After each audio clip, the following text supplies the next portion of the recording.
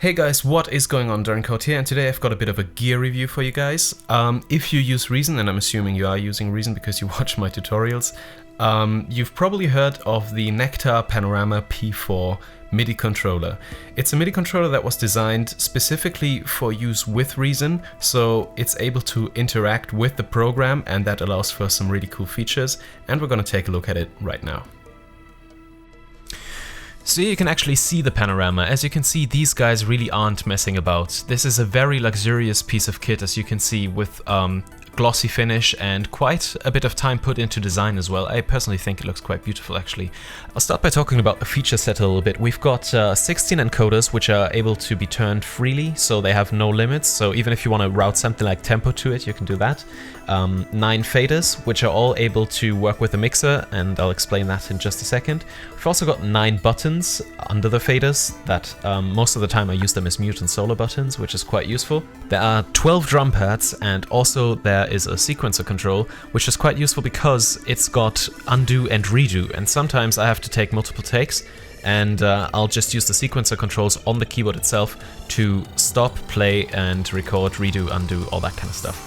Okay, probably the biggest feature is the 3.5-inch display that will give you instant feedback on what you're doing, and it's got several modes. It's got what's called mixer mode, which is basically just an illustration of your mixer channels in Reason on the display, and those also correspond to the 9 faders that are on the left. So you can actually start mixing your stuff in the mixer in Reason with hardware.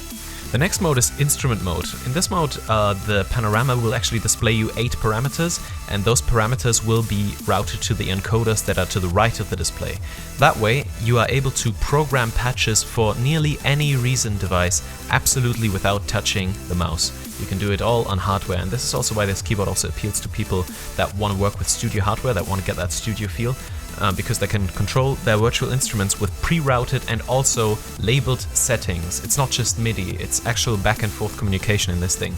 This, of course, is only possible because the rack extension platform is quite small, at the moment at least, and that allows Nektar Tech to actually keep updating the firmware for the Panorama P4 so that it supports all rack extensions and can actually communicate with those rack extensions. So if you use instrument mode on something like a compressor you bought off the rack extension store, you can pretty much assume that if you open it up in instrument mode on the Panorama P4, that all the controls will already have been routed out, and the display will display exactly what you're working on, and you can set up the compressor as you want.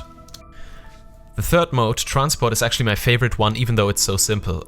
It displays big transport information and it allows you to really quickly adjust your loop markers on the fly, loop sections, turn click on and off, actually adjust the pre-count, which I didn't think was possible in Reason. You know, how many bars the pre-count for the click is, all that kind of stuff, and it lays that out nicely over the 8 encoders or rotaries that are to the right of the display. This means that when you're done tweaking your synths and there's nothing more to do and you want to maybe do some resampling or some audio work, the control surface is still useful because it will help you to control the sequence in a very efficient way. So that's definitely a big plus. And then the last mode, internal mode, is basically just for creating different MIDI setups, but that's quite advanced and does not have to be covered here. Another really cool feature is the 100mm motorized fader that sits on the left end of the keyboard. Now, if you lock the panorama to your mixer in Reason, which can be done through a simple right click, the fader will actually move to the corresponding position that the mixer channel in Reason has. So basically what you can do is, using the mix channel jump buttons on this keyboard, you can basically jump from one mix channel to the next when mixing your tune, and the fader will automatically adjust to what that mixer channel is, so you can go through them one by one and have a real console feeling even using just one fader. It's very precise and it's actually quite an interesting way of mixing, and I'd recommend it to anybody just to try it out for once if they ever get the chance of working with motorized faders, because it's a great experience. Now, unfortunately, I can't say too much about the keys because I'm not that much of a piano player, but what I can say is that I've owned a Keystation 49E by M Audio and also the Axiom 49, and out of all these 3 controller keyboards, I think this one has the nicest feel to them. They are half-weighted, so they are very satisfying to play if you actually do play a real piano, but they don't feel too heavy, so you can also enjoy them if you are doing synth work. Now, on the back it has all sorts of interesting connections. First of all, it's got the on-off switch, Then also it's got jacks for foot switch and expression pedals, which are pretty standard.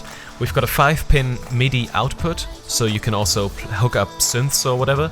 And then there are 2 USB ports, one standard USB port for power and connecting to your computer, and then the motorized fader will actually need a bit more power, so you have to connect another USB port, a micro USB-B port, for external power, so that the fader can work. Now, whether you prefer this over a regular power adapter is up to you. I personally am not too much of a fan of it, because free USB ports are always a problem in my office, but that is pretty much the biggest negative point I could find for this excellent piece of equipment.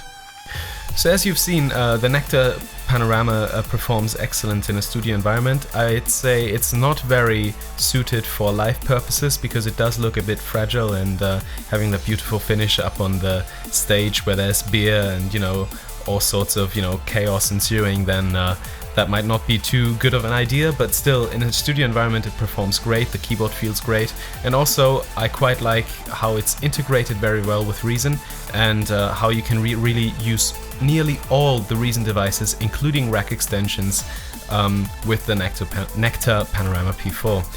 The question remains whether you're a person who likes the hands-on approach of having sliders to move and buttons to push, and investing in a control surface like this is worth it for you, or whether you're a person who likes to work with the mouse and doesn't need an external controller surface. Still, I'd say the Nektar Panorama P4 is a very well-developed control surface. The only thing I don't like about this control surface is that you need 2 cables in order for the motorized fader to work, but apart from that it's absolutely brilliant, and I'd give it 4.5 out of 5 stars. So yeah, until next time, Dorian Code out.